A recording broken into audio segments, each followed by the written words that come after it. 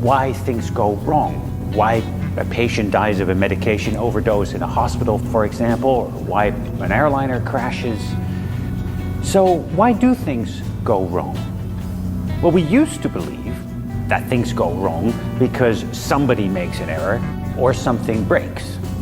Today, however, we believe, and we have since the mid or late 1980s, that things go wrong because lots of things, lots of little things, larger things inside the organization are wrong, have been wrong for a long time. These are things related to procedures, culture, design of equipment, supervision, work practices, and all these things can combine to create the potential for an accident. Now, this has been an extraordinarily empowering idea. It has shifted the focus upstream to the systems surrounding the work that people do. We now expect organizations to have vast systems in place that are all supposed to look for these holes, these little wrongs, and fix them before they can combine to create trouble.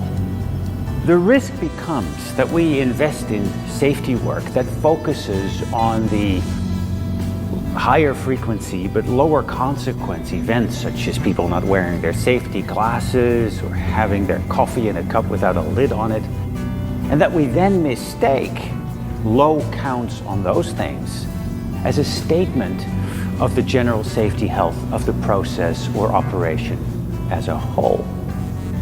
So we used to know that we were safe if we had competent managers and people at the sharp end who knew what they were doing. How do we know whether we're safe today? We have the paperwork to show that we are. And then we blow stuff up. How did we end up here? Here's how. We still see people as the problem. We believe that as long as we have great systems in place and that people conform and stay within the narrow bandwidth that we have assigned to them, things will be okay. But this is an illusion, and it is increasingly a dead end. People are not the problem we need to control. People are the solution that we should harness. I don't believe that things go wrong because things go wrong. That's a tautology. It's saying the same thing twice. I believe things sometimes go wrong because they usually go right. Think about it. What does a successful organization need to do to survive in a dynamic, resource-constrained world? These organizations make sure that they optimize locally, they hunt for local efficiencies.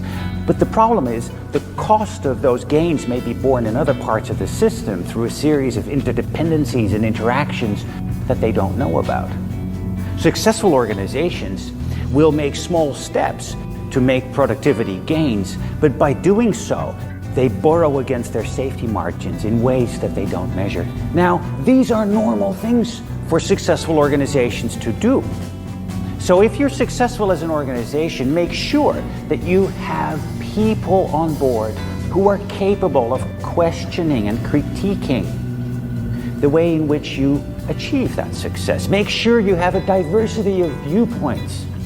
And if you want to stop failure, if you want to prevent failure, stop looking for it. Start looking for what makes your organization successful.